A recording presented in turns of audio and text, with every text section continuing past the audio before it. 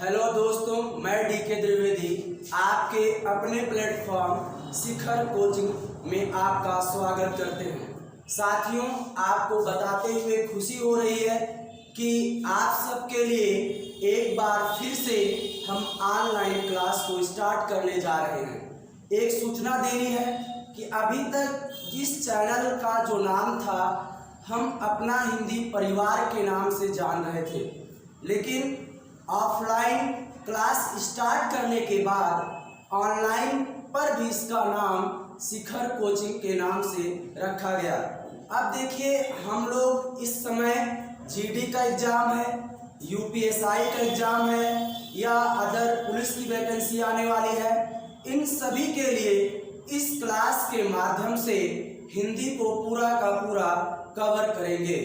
आइए हम आप स्टार्ट करते हैं हिंदी की क्लास को। आज दिनांक 2 तारीख से पर डे सुबह 8 बजे हम आपको अपलोड वीडियो के माध्यम से इस क्लास को प्रोवाइड कराएंगे। स्टार्ट करते हैं क्लास को। देखिए, इस चैनल पर अभी हम आप हिंदी की क्लास को पढ़ने वाले हैं।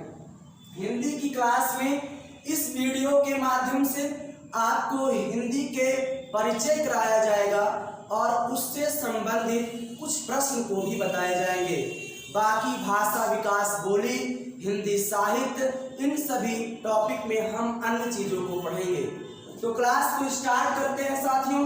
सबसे पहला जो हमारा और आपका जो क्वेश्चन है, हम आप पढ़ रहे हैं हिंदी के बारे में। हिंदी है क्या या हिंदी किसे कहते हैं, इसको जानेंगे। आइए बात करते हैं हिंदी के बारे में। हिंदी अगर देखा जाए तो पूछिए अगर हम आपसे कि हिंदी है क्या, एक साधारण सा जवाब आता है कि हिंदी हमारी जो है वह एक क्या है भैया, भाषा है। हिंदी हमारी एक क्या है, भाषा है। और इस भाषा शब्द की उत्पत्ति आपके संस्कृत के भाष धातु से हुआ है। भाषा शब्द की उत्पत्ति संस्कृत के भाष धातु से हुआ है, जिसका अर्थ बोलना या विचार प्रकट करना होता है। तो हम आप जाने कि भाषा शब्द की उत्पत्ति कहाँ से हुई। आपने कहा कि सर जी, भाषा शब्द की उत्पत्ति संस्कृत के भाष धातु से हुआ है, जिसका अर्थ बोलना या विचार प्रकट करना होता है। कहने का मतलब हम अपने भाव अथवा विचारों को जिस माध्यम से प्रकट कर देंगे वही आपकी क्या कही जाएगी, भाषा कही जाती है। कहने का मतलब अगर आप बोल करके प्रकट करते हैं तो हमारी मौखिक भाषा होती है। अगर हम विचारों को लिख करके प्रकट करते हैं तो हमारी लिखित भाषा होती है। और अगर हम विचारों को संकेत के माध्यम से प्रदर्शित करते हैं तो सांकेतिक भाषा होती है। अब आपने कहा कि सर जी, हिंदी हमारी एक भाषा है। क्वेश्चन आप सबके यहाँ आता है कि हिंदी किस भाषा परिवार की भाषा है। सारी चीज़ों को पढ़ना है तो हम लोग जान रहे हैं कि हिंदी किस भाषा परिवार की भाषा है, ये हमको आपको जानना है। तो इसके माध्यम से सबसे पहले जानेंगे कि भाषा परिवार क्या होता है, तो अन्य चीज़ों को समझा जाए। देखिए साथियों, हम आप बात कर रहे हैं हिंदी में भाषा परिवार के बारे में। आप सभी लोग जानते होंगे कि विश्व में लगभग 3000 भाषाओं का प्रयोग किया जाता है। हम आप बात कर रहे हैं हिंदी की, तो भाषा परिवार इसमें जानना है। सबसे पहला अगर आपका क्वेश्चन हो कि सर जी, भाषा परिवार कितने होते हैं, भाषा परिवार कितने होते हैं, तो आप बताओगे भाषा परिवार जो होते हैं वो साथियों आपके 4 होते हैं। भाषा परिवार कितने होते हैं, 4 होते हैं। सबसे पहला अगर देखा जाए तो भारोपीय भाषा परिवार, क्या भैया, भारोपीय भाषा परिवार। दूसरा अगर हम बात करें तो आपका क्या होता है, द्रविड़ भाषा परिवार। क्या होता है, द्रविड़ भाषा परिवार। तीसरा अगर हम बात करें तो आपका आष्ट्रिक भाषा परिवार होता है। क्या होता है, आष्ट्रिक भाषा परिवार। और चौथा अगर हम बात करें तो चीनी या तिब्बतीय भाषा परिवार होता है। देखिए, ये आज की जो क्लास है इससे आपको मुख्य उद्देश्य सूचना देना है कि आप सब ज़्यादा से ज़्यादा चैनल को सब्सक्राइब करिए और शेयर करिए और प्रत्येक सुबह आपको 8 बजे एक नई क्लास के साथ वीडियो आपको मिलेगी और मात्र 30 दिनों में आपको हिंदी का पूरा सिलेबस दिया जाएगा। तो यहाँ पे हम आप बात कर रहे हैं भाषा परिवार। आपने कहा कि सर जी भाषा परिवार 4 हैं। सबसे पहला क्या है भैया? भारोपीय भाषा परिवार। दूसरा क्या है? द्रविड़ भाषा परिवार। तीसरा क्या है? आश्रित भाषा परिवार। और चौथा क्या है? चीनी या तिब्बतीय भाषा परिवार। तो आपके यहाँ क्वेश्चन पूछा गया था कि हिंदी किस भाषा परिवार की भाषा है? तो हिंदी भारोपीय भाषा परिवार की भाषा है। आपसे पूछा गया कि हिंदी किस भाषा परिवार की भाषा है? तो हिंदी भारोपीय भाषा परिवार की भाषा है। अब आपसे पूछे सबसे बड़ा भाषा परिवार कौन सा होता है साथियों? सबसे बड़ा भाषा परिवार तो भारोपीय भाषा परिवार। लेकिन अगर आपसे पूछे कि विश्व में सबसे अधिक प्रयोग की जाने वाली भाषा कौन सी है, तो बच्चा बता देना चीनी होती है। आपका विश्व में सबसे अधिक प्रयोग की जाने वाली भाषा जो है वो आपकी चीनी है। तो हम आप हिंदी का परिचय जान रहे हैं। हिंदी के परिचय में आपने जाना कि सर जी हिंदी जो है वो हमारी एक भाषा है और भाषा शब्द की उत्पत्ति संस्कृत के भाष धातु से हुआ, जिसका अर्थ बोलना या विचार प्रकट करना होता है। फिर आपने कहा कि सर जी हिंदी भारोपीय भाषा परिवार की भाषा है और सबसे बड़ा भाषा परिवार भारोपीय भाषा परिवार है। फिर आपने कहा कि विश्व में सबसे ज्यादा प्रयोग की जाने वाली जो भाषा है वो आपकी क्या है? चीनी है। अब भैया हम लोगों को बात करना है हिंदी भाषा के विकास का क्रम। हिंदी भाषा के विकास के क्रम को हम आप जानेंगे। तो यहाँ पे साथियों ध्यान देना, हमारी हेडिंग है हिंदी भाषा के विकास का क्रम। हिंदी भाषा का विकास का क्रम, ये हम लोगों को जानना है कि हिंदी भाषा का विकास कैसे हुआ। इस टॉपिक को हम लोग ध्यान देंगे। आइए बात करते हैं।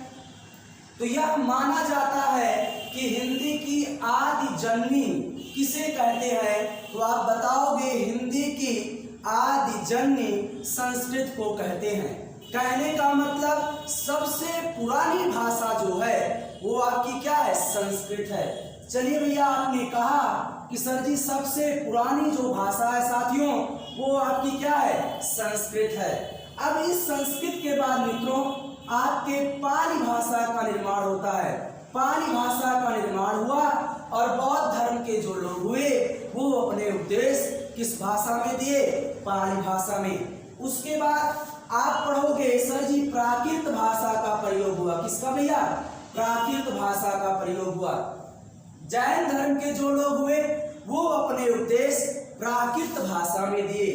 उसके बाद आपका क्या होता है? अपभ्रंश। और अपभ्रंश का अर्थ क्या होता है साथियों? पतन होता है। कहने का मतलब जितनी भी कमियां थी वो हमारे क्या हो गया? दूर किया गया और हिंदी साहित्य लेखन की शुरुआत की गई। अब इसके बाद आपका होता है क्या? औहट। क्या होता है साथियों? औहट। और औहट के बाद हम लोग बात करते हैं प्राचीन हिंदी की। तो एक बार फिर से क्रम को ध्यान देंगे। सबसे पहले संस्कृत, संस्कृत के बाद पाली, पाली के बाद प्राकृत, प्राकृत के बाद अपभ्रंश, अपभ्रंश के बाद औहट और औहट के बाद प्राचीन हिंदी।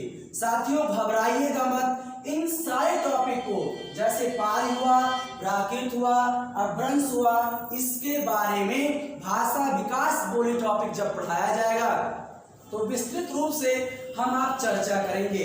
अभी केवल हम परिचय जानने का प्रयास कर रहे हैं। इस वीडियो के माध्यम से हिंदी के बारे में बताने का प्रयास हो रहा है। तो अब आपसे क्वेश्चन कैसे पूछेगा?